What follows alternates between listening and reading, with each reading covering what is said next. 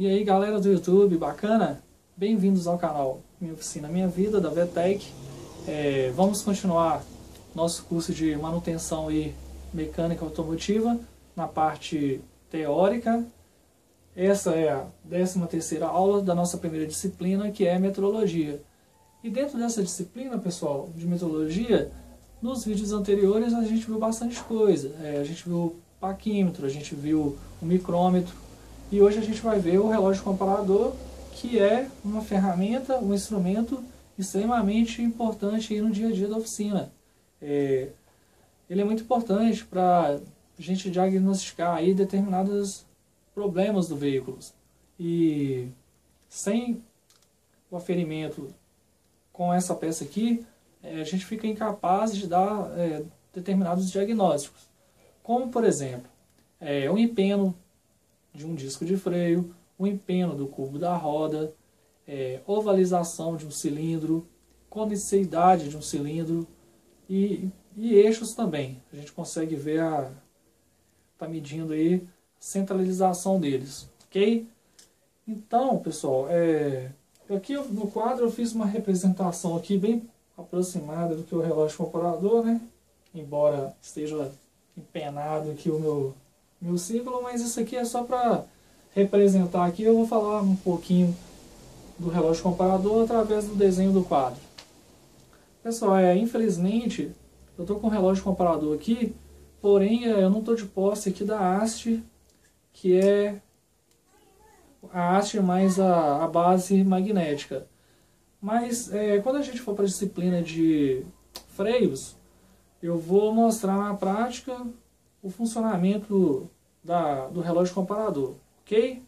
E então hoje é só para a gente conhecer mesmo, mas na prática das videoaulas de freio, quando a gente estiver na disciplina de freio, aí eu vou mostrar como que é a utilização desse instrumento, que é muito importante. Por quê? A gente consegue, como eu disse, verificar o empeno de um disco. Através da leitura que a gente fizer com o relógio comparador, a gente vai comparar o resultado com o especificado pelo fabricante através do catálogo do fabricante do disco de freio.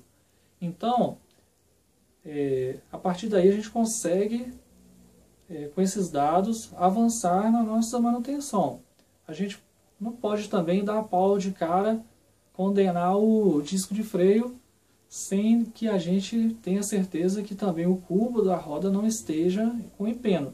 Às vezes você faz a primeira leitura direto lá no disco de freio, ele vai te dar um empeno lá acima do especificado. Então, você não pode condenar ainda o disco, você vai ter que aferir também o cubo da roda.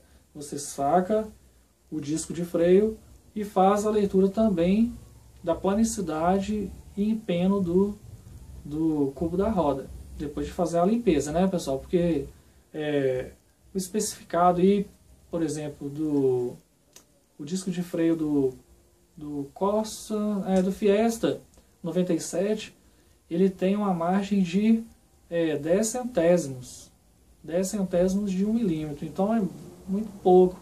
Se você fazer a leitura com o disco sujo ou o disco, não vai estar sujo, né? Porque é mais difícil de sujar ali. Mas o cubo da roda, depois que você saca o disco, você tem que dar uma lixada, deixar bem limpinho, aí sim você vai fazer a leitura. Eu vou mostrar tudo na disciplina de freios, ok? Isso aqui é só mais um bate-papo para poder adiantar aí algumas situações que podem ocorrer. Aí, se caso o cubo da roda não apresente o empeno, aí sim você vai poder condenar o disco de freio, ok? Se o cubo da roda também apresentar o empeno, você também não pode condenar de imediato o cubo. Você vai ter que verificar a ponta de eixo da roda, se está tudo certinho. Então aí você vai desmontando até achar o erro correto, sem sair condenando peça antes de ter certeza qual das peças que vai estar com problema.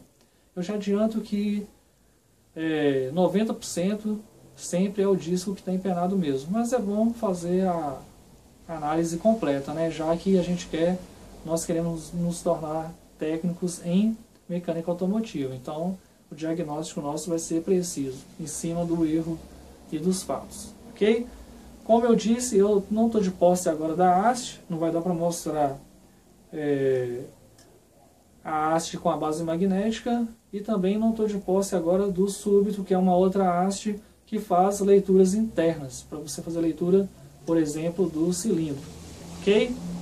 Então, pessoal, vou falar um pouquinho aqui sobre o relógio comparador. Essa aqui é a representação do relógio comparador. Ele também tem uma resolução, assim como o paquímetro e o micrômetro. Ele tem também a amplitude, assim como o paquímetro e o micrômetro. A amplitude dele é de 10 milímetros, ok? Ou seja, ele faz uma leitura aí com a haste de até 10 milímetros, ok? E a resolução quer dizer que a menor leitura que ele consegue identificar é de 1 centésimo. Cada tracinho, pessoal, equivale a 1 centésimo. Então, ele tem, dentro do relógio aqui, tem 100 traços, que equivalem a 1 milímetro, ok? Uma volta completa desse ponteiro maior aqui equivale a 1 milímetro. Ou seja, eu tenho um relógio, eu vou zerar ele aqui, vou dar uma volta completa no sentido horário do relógio. Ele está exercendo aqui uma força positiva, ok? Então, esse movimento aqui eu acabei de ter um ganho positivo aqui de 1 milímetro, exato. Voltei, aliás, é uma volta só, eu dei 2 voltas. Aqui, ó, beleza, zerei aqui. É sensível, né, pessoal? Mas só para vocês entenderem que uma volta completa desse ponteiro aqui, eu vou ultrapassar 100 traços, que cada traço equivale a 0,01 milímetros, ou 1 centésimo do milímetro. Esse relógio aqui, secundário, pessoal, ele nos mostra a quantidade de voltas que o ponteiro maior realizou aqui. Então, vamos supor que o meu ponteirinho aqui, ele esteja no 3. E o meu ponteiro maior esteja no 0. Isso quer dizer que ele deu 3 voltas completas com esse ponteiro maior, e eu tive um ganho positivo aqui na haste de 3 milímetros, ok? O meu exemplo aqui, o meu exemplo de relógio comparador, o ganho positivo é no sentido horário e sentido anti-horário no relógio secundário, ok? Esse gira para um lado e o secundário para o outro. Se eu colocar a haste do súbito para fazer medidas internas do cilindro, o ganho positivo é o contrário. É o contrário do relógio comparador. Meu ponteiro, quando eu ganhar medida dentro de um cilindro, por exemplo, o meu ponteiro vai girar ao contrário, ok? E o secundário vai girar no sentido horário. Quando for uma força negativa, vai ser o contrário, ok, pessoal? Então, essa videoaula foi mais para vocês entenderem qual a resolução do relógio comparador e qual a amplitude. Para ser perfeito a aula, eu deveria ter aqui de posse agora aqui o súbito e a haste com a base magnética, mas eu não estou com elas aqui, então tentei representar aqui da melhor maneira. A gente não vai estender muito a utilização, porque na prática lá da disciplina de freio vai ficar bem mais fácil de vocês entenderem. Aí a gente vai utilizar o relógio comparador. Vou tentar também, quando a gente estiver na disciplina de motores, vou tentar fazer a medição de um cilindro e demonstrar no vídeo como é que é feito essa utilização do aparelho, que é muito importante.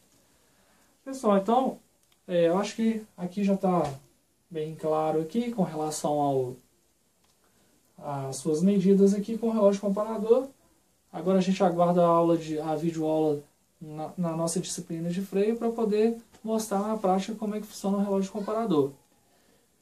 Essa é a última aula como eu disse, né, a última aula da disciplina de metrologia. Agora a gente vai para a 14ª aula, que vai ser a primeira aula que a gente vai falar sobre carrocerias, ok? A gente vai aprender um pouco aí das carrocerias dos nossos automóveis. Beleza, pessoal? Então, obrigado aí por assistir o nosso vídeo e obrigado por acompanhar o nosso canal. Obrigado e até a próxima.